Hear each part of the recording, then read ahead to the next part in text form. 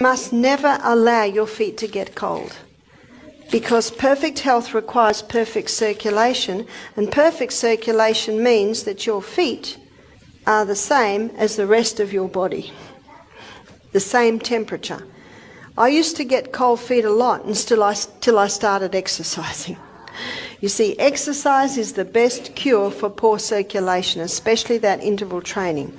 But we have had many people come with cold feet, and we've had a few people come with peripheral neuropathy. They've lost the feelings in their extremities.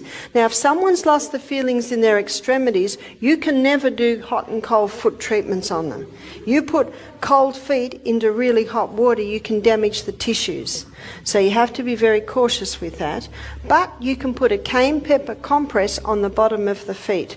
Now, you see what I've done here? I've got a piece of Glad wrap and I've got kitchen paper that's been folded over.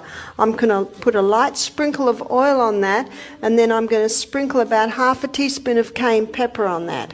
And what the person does, they put their foot straight on the cayenne pepper, wrap the Glad wrap round, put it in a sock and keep it on all night.